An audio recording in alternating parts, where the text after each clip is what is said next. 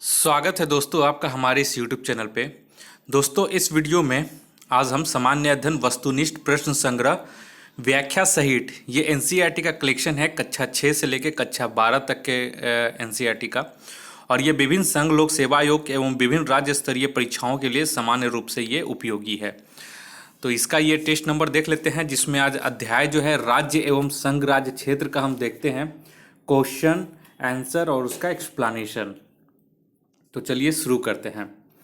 पहला क्वेश्चन में आइए। पहला क्वेश्चन बोल रहा है संविधान के प्रथम अनुच्छेद के अनुसार भारत है। तो भारत क्या है?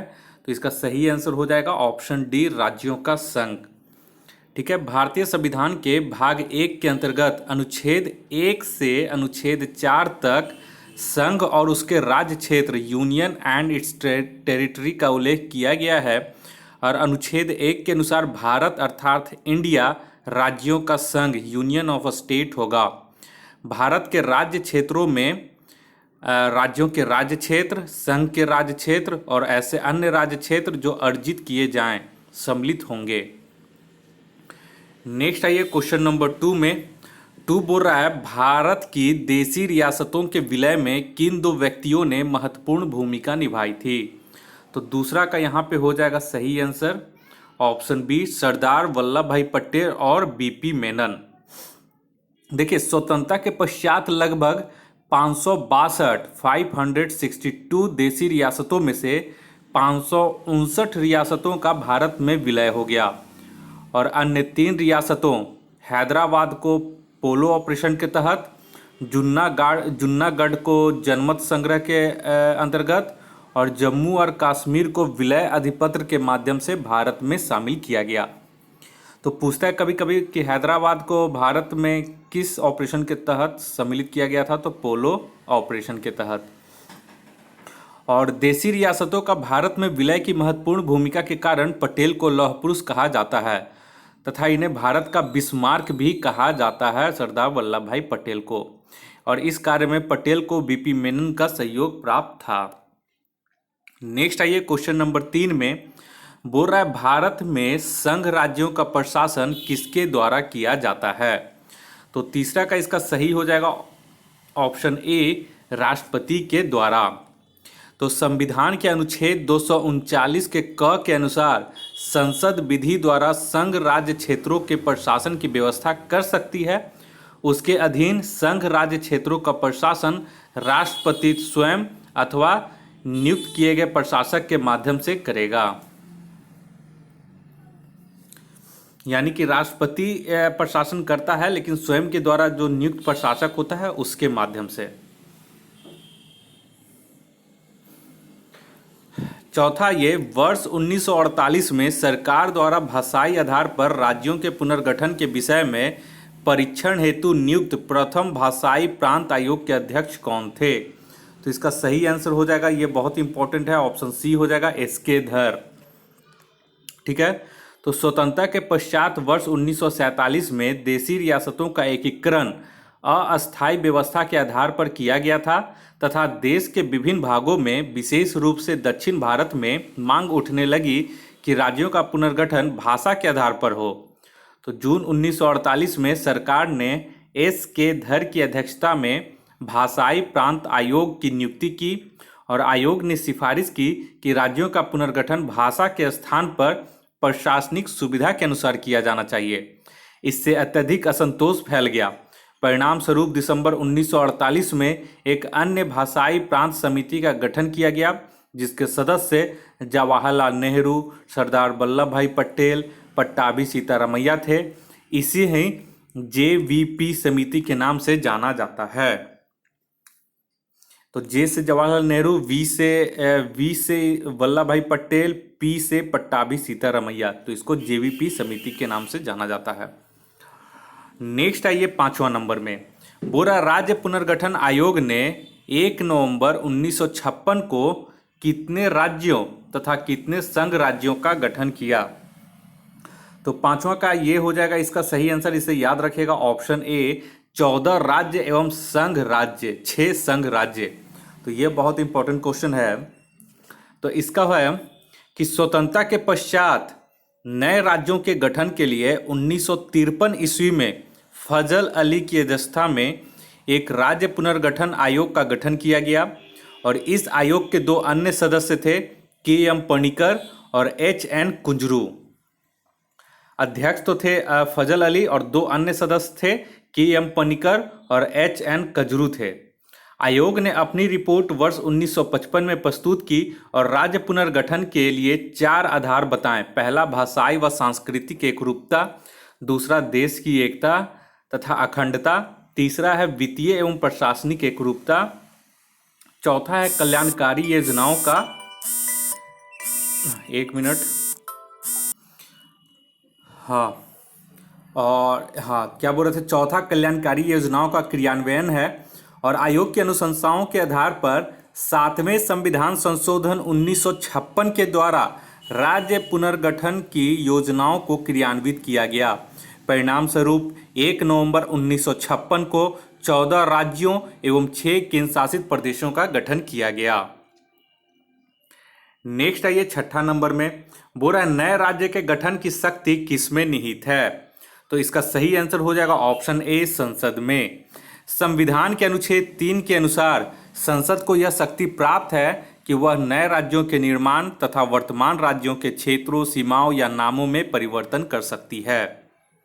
नेक्स्ट आइए 7वां नंबर में, बोल रहा है किस संविधान संशोधन द्वारा दिल्ली को राष्ट्रीय राजधानी क्षेत्र का दर्जा प्रदान किया गया? तो यह बहुत बार एग्जाम में पूछ चुका है। इसका सही आंसर हो जाएगा ऑप्शन बी, 69। 69वें संविधान संशोधन अधिनियम 1991 के तहत संविधान में अनुच्छेद 239 क डबल क है, ठीक है, अनुच्छेद 239 का क एवं अनुच्छेद 239 का क ख को जोड़ा गया है। इसके द्वारा देश की राजधानी दिल्ली को संघ राज्य की श्रेणी में कायम रखते हुए इसके लिए एक विधानसभा और मंत्रिपरिषद का उपबंध किया गया है। संघ राज्य क्षेत्र दिल्ली को अब राष्ट्रीय राजधानी क्षेत्र Delhi, national capital territory Delhi, NCTD के नाम से जाना जाता है। नेक्स्ट आइए 8वां नंबर में, बोला छत्तीसगढ़ राज्य की स्थापना कब हुई? तो इसका सही आंसर हो जाएगा ऑप्शन ए, 1 नवंबर 2000 को। छत्तीसगढ़ राज्य की स्थापना 1 नवंबर 2000 को मध्य प्रदेश राज्य के दक्षिण पूर्व भाग को पृथक करके की गई। नेक्स्ट आइए 9 नंबर में, भारत में कितने संघ शासित प्रदेश हैं? तो यहाँ पे देख लीजिएगा, यहाँ पे 8 हो जाएगा, ठीक है, और 9 का यहाँ पे सी हो जाएगा 8। तो जम्मू कश्मीर राज्य के पुनर्गठन के पश्चात भारत में कुल 9 संघ शासित प्रदेश हो गए हैं। सॉरी, यहाँ पे ऑप्शन डी होगा, ऑप्शन डी हो जाएगा, ठीक है। 9 कौन कौन है वो पहले देख लेते हैं, उसके बाद क्लियर हो जाएगा। पहला चंडीगढ़, दूसरा दिल्ली, तीसरा दमन और दीव। और एक चीज़ यहाँ पे देख लीजिए, इसका सही अगर आंसर हम बात करें तो एक चीज़ और है कि 9 हुआ था, उसके बाद फिर 8 हो गया। क्यों? क्योंकि इसमें दादर व नगर हवेली तथा दमन व दीव को, ठीक है, इसमें एक में मिला दिया गया है, ठीक। और जम्मू कश्मीर को उसको बदल करके जम्मू और कश्मीर में इसको फिर जम्मू कश्मीर और लद्दाख को 2 केंद्र शासित प्रदेश बना दिया गया है। तो इस तरह से ये करके इसका आंसर ऑप्शन सी हो जाएगा, 8 हो जाएगा, ठीक है।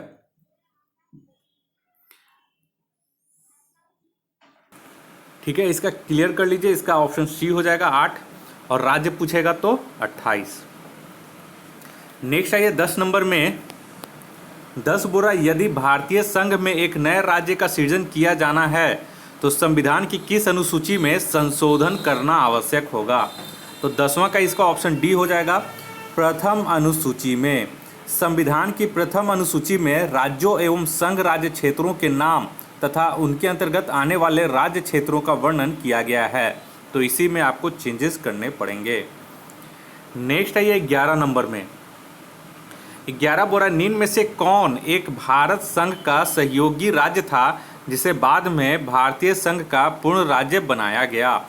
तो इसका सही आंसर हो जाएगा ऑप्शन बी, सिक्किम, ठीक है।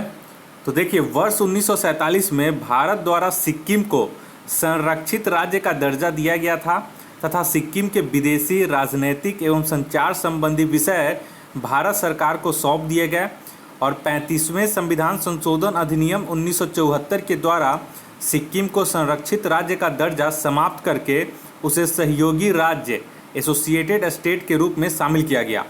उसके बाद फिर 36वें संविधान संशोधन अधिनियम 1975 द्वारा सिक्किम को पूर्ण राज्य का दर्जा प्रदान करते हुए भारत के 22वें राज्य के रूप में संविधान की प्रथम अनुसूची में सम्मिलित किया गया। नेक्स्ट आइए 12 नंबर में। 12 बोल रहा है कि एक नया राज्य बनाने में संवैधानिक संशोधन के लिए किस प्रकार का बहुमत चाहिए। तो यहाँ पे देख लीजिए, इसका सही आंसर हो जाएगा आपका ऑप्शन ए, इसमें साधारण बहुमत चाहिए। संसद साधारण बहुमत से किसी नए राज्य का गठन तथा वर्तमान राज्य के क्षेत्रों, सीमाओं या नामों में परिवर्तन कर सकती है, परंतु इसके लिए संबंधित विधेयक राष्ट्रपति के सिफारिश से ही संसद में प्रस्तुत किया जाएगा। संसद द्वारा अनुच्छेद 2 अथवा अनुच्छेद 3 के अंतर्गत बनाई गई विधि अनुच्छेद 368 के अंतर्गत संविधान में संशोधन करने वाली विधि नहीं समझी जाएगी, किंतु सर्वोच्च न्यायालय ने बेरूबाली मामले 1960 में कहा है कि यदि किसी राज्य या उसके भूभाग को किसी विदेशी राज्य को हस्तांतरित किया जाता है तो संसद साधारण बहुमत के द्वारा ऐसा नहीं कर सकती है। इसके लिए अनुच्छेद 368 के अंतर्गत संविधान में संशोधन करना ही पड़ेगा। नेक्स्ट है ये 13 नंबर में, भारतीय संघ के अंतर्गत किसी राज्य को शामिल करने की शक्ति किसे प्राप्त है। तो 13 का यहाँ पे हो जाएगा ऑप्शन सी, संसद को। भारतीय संघ में किसी राज्य को शामिल करने की शक्ति संसद को प्राप्त है। अनुच्छेद 2 के अनुसार संसद विधि द्वारा नए राज्यों को भारतीय संघ में प्रवेश या उनकी स्थापना कर सकती है। नेक्स्ट है ये 14 नंबर में, जम्मू कश्मीर राज्य के पुनर्गठन के पश्चात भारत में राज्यों की कुल संख्या कितनी है। तो 14 का यहाँ पे देख लीजिए ऑप्शन बी, जो अभी मैंने बताया था, 28 हो गई है। नेक्स्ट आइए 15 नंबर में, यहाँ पे निम्नलिखित के निर्माण का सही कालानुक्रम को पहचानिए। तो 15 का इसका जो सही कालक्रम हो जाएगा ऑप्शन बी, पहले हो जाएगा आपका आंध्र प्रदेश। ठीक है, आंध्र प्रदेश का निर्माण हुआ 1 अक्टूबर 1953 को। दूसरे नंबर पे आ जाएगा हरियाणा। हरियाणा का निर्माण हुआ 1 नवंबर 1966 को। तीसरे नंबर पे आ जाएगा हिमाचल प्रदेश, इसका निर्माण हुआ 25 जनवरी 1971 को। चौथे नंबर पे सिक्किम आ जाएगा, जिसका निर्माण हुआ 16 मई 1975 को। नेक्स्ट है ये 16 नंबर में, निम्नलिखित राज्यों की स्थापना का सही आरोही क्रम में बता, यानी कि सही आरोही क्रम में बताना, यानी कि सबसे पहले कौन, उसके बाद कौन, फिर उसके बाद कौन। तो इसका हो जाएगा ऑप्शन ए, नागालैंड, इसका है 1 दिसंबर 1963 का, इसकी स्थापना हुआ। मेघालय जो है 21 जनवरी 1972 को। सिक्किम जो है 16 मई 1975 को इसका स्थापना हुआ। अरुणाचल प्रदेश का 20 फरवरी 1987 को। नेक्स्ट आइए 17 नंबर में, भाषाई आधार पर सर्वप्रथम किस राज्य का गठन हुआ। तो इसका सही आंसर हो जाएगा ऑप्शन बी, आंध्र प्रदेश का। ठीक है, तो भाषाई आधार पर सर्वप्रथम आंध्र प्रदेश राज्य का गठन किया गया। 16 दिसंबर 1952 को 56 दिन की भूख हड़ताल के बाद पोट्टी श्री रामल्लू की मृत्यु हो गई। इनकी मृत्यु के पश्चात यहाँ व्यापक जन आंदोलन हुए। फलस्वरूप मद्रास प्रेसिडेंसी से तेलुगु भाषी क्षेत्र को अलग करके 1 अक्टूबर 1953 को आंध्र प्रदेश राज्य का गठन किया गया। नेक्स्ट आइए 18 नंबर पे, बोरा लोकसभा में संघ राज्य क्षेत्रों के लिए कितनी सीटें आरक्षित हैं। तो 18 का यहाँ पे सही आंसर हो जाएगा ऑप्शन ए, 20। संविधान के अनुच्छेद 81 का 1 के ख के अनुसार लोकसभा के लिए संघ राज्य क्षेत्रों से अधिकतम 20 सदस्य निर्वाचित हो सकते हैं। वर्तमान में संघ राज्य क्षेत्रों की लोकसभा सीटों की संख्या 19 इस प्रकार हैं। दिल्ली से 7, अंडमान निकोबार द्वीप समूह से 1, चंडीगढ़ से 1, दादर व नगर हवेली तथा दमन और दीव से 2 हैं, लक्षद्वीप से 1, पुदुचेरी से 1, जम्मू कश्मीर से 5 और लद्दाख से 1 हैं। जबकि राज्यसभा के लिए संघ राज्य क्षेत्रों से 8 सदस्यों के निर्वाचन का प्रावधान है, जिसमें दिल्ली में 3, पुदुचेरी के 1 और जम्मू कश्मीर के 4 हैं। तो ये बहुत ही इंपॉर्टेंट क्वेश्चन है। अब आइए नेक्स्ट चैप्टर जो है अध्याय 4 है, ठीक है, और ये नागरिकता है इसका टॉपिक का नाम। आप लोगों को जैसे मैंने बताया था पूरा एक इंडेक्स मैंने भेज दिया है सिलेबस की क्या क्या मैं इसमें कवर करवाऊंगा। तो जिसमें भारतीय संविधान, राज्य व्यवस्था, सामान्य विज्ञान, रसायन विज्ञान, जीव विज्ञान, भारतीय अर्थव्यवस्था, भारत का भूगोल, विश्व का भूगोल, प्राचीन भारत, मध्यकालीन भारत और आधुनिक भारत जैसे सिलेबस हैं, उस सारे का मैं एक एक टॉपिक वाइज इसमें टेस्ट सीरीज चला रहा हूँ। अगर आप हमारे चैनल पर नए हैं तो कृपया करके इसी तरह का टेस्ट पाने के लिए आप हमारे चैनल को सब्सक्राइब कर लें और हमारा टेलीग्राम चैनल भी ज्वाइन कर लें। वहाँ भी स्टडी मटेरियल से रिलेटेड संबंधित बहुत सारा मटेरियल उसमें सेंड किया जाता है। तो सारे का लिंक मैं डिस्क्रिप्शन बॉक्स में दे रहा हूँ, वहाँ से आप लोग चेक करके ज्वाइन हो जाइएगा। तो चलिए अध्याय 4 नागरिकता का है। इसमें कुछ क्वेश्चन है जो विभिन्न एग्जामों में पूछे गए हैं। चलिए पहला क्वेश्चन बोल रहा है संविधान का कौन सा भाग नागरिकता से संबंधित है? तो इसका हो जाएगा ऑप्शन ए भाग 2। भारतीय संविधान के भाग 2 के अनुच्छेद 5 से अनुच्छेद 11 तक नागरिकता का उल्लेख किया गया है। नागरिकता लोकतंत्रात्मक राज्य व्यवस्था के अपरिहार्य सिद्धांत को कानूनी स्वरूप प्रदान करती है। नेक्स्ट आइए क्वेश्चन नंबर 2 में। इसमें बोल रहा है भारतीय संविधान निम्न में से कौन सी नागरिकता प्रदान करती है? तो दूसरा का यहाँ पे हो जाएगा ऑप्शन बी एकल नागरिकता। भारतीय संविधान एकल नागरिकता प्रावधान करता है और भारतीय संविधान में एकल नागरिकता का उपबंध ब्रिटेन के संविधान से लिया गया है। और जम्मू कश्मीर भारत का एकमात्र उस समय का राज्य था जिसके नागरिकों को दोहरी नागरिकता प्राप्त थी, ठीक है। लेकिन अब जम्मू कश्मीर राज्य को अब केंद्र शासित प्रदेश में बदल दिया गया है। नेक्स्ट आइए तीसरा नंबर में, भारतीय संविधान नागरिकता प्रदान करता है। तो तीसरा का यहाँ पे सही आंसर हो जाएगा ऑप्शन डी उपयुक्त सभी के आधार पर। देखिए इसका एक महत्वपूर्ण एक्सप्लेनेशन है, आप लोग इसे याद रखिएगा कि भारतीय संविधान के अनुच्छेद 11 के अनुसार, ठीक है, संसद को नागरिकता के संबंध में विधि बनाने की शक्ति प्रदान की गई है, जिसके अंतर्गत संसद द्वारा भारतीय नागरिकता अधिनियम 1955 पारित किया गया है और इस अधिनियम में विभिन्न वर्षों में संशोधन भी किया गया है। वर्तमान में भारतीय नागरिकता 5 प्रकार से प्राप्त की जा सकती है और भारतीय नागरिकता से 3 प्रकार से उसे वंचित किया जा सकता है। तो सबसे पहले इसमें देख लेते हैं कि किन 5 प्रकार से नागरिकता प्राप्त की जा सकती है। तो उसमें है जन्म से वंशानुगत होना चाहिए, दूसरा है पंजीकरण से, तीसरा है देशीकरण से, चौथा है विदेशी भूमि के अधिग्रहण के आधार पे। नेक्स्ट आइए चौथा नंबर में बोल रहा है किस देश में दोहरी नागरिकता का सिद्धांत स्वीकार किया गया है, ठीक है। तो इसका जो सही आंसर हो जाएगा चौथा का वो हो जाएगा ऑप्शन डी संयुक्त राज्य अमेरिका में। संयुक्त राज्य अमेरिका में दोहरी नागरिकता का सिद्धांत स्वीकार किया गया है। अमेरिका में शासन व्यवस्था का स्वरूप संघीय है, जिसके अंतर्गत केंद्र एवं प्रांतों की सरकारों के मध्य शक्तियों का स्पष्ट विभाजन किया गया है तथा केंद्र एवं प्रांतों के द्वारा लोगों को अलग अलग नागरिकता प्रदान की गई है। नेक्स्ट है ये पांचवा में, निम्न में से किस स्थिति में किसी भारतीय नागरिक की नागरिकता समाप्त हो सकती है? तो पांचवा का इसमें हो जाएगा ऑप्शन डी। अभी मैंने बताया कि किसी भी भारतीय नागरिक की नागरिकता 3 प्रकार से समाप्त की जा सकती है। पहला है किसी अन्य देश की नागरिकता ग्रहण करने पर, दूसरा है नागरिकता का परित्याग करने पर और तीसरा है सरकार द्वारा नागरिकता से वंचित करने पर। नेक्स्ट है ये 6 नंबर में, संविधान के 26 नवंबर 1949 को अंगीकृत किए जाने के साथ संविधान के कौन से प्रावधान तुरंत लागू कर दिए गए थे? तो छठा का इसका सही हो जाएगा उपरोक्त सभी प्रावधान, यानी नागरिकता का प्रावधान, चुनाव संबंधी प्रावधान और अंतरिम संसद संबंधी प्रावधान।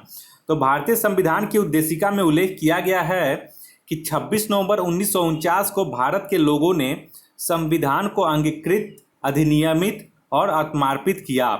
इस दिन नागरिकता, चुनाव, अंतरिम संसद, अस्थायी और संक्रमणकालीन आदि उपबंधों को लागू कर दिया गया, जबकि संविधान के शेष उपबंध 26 जनवरी 1950 से प्रभावी हुए।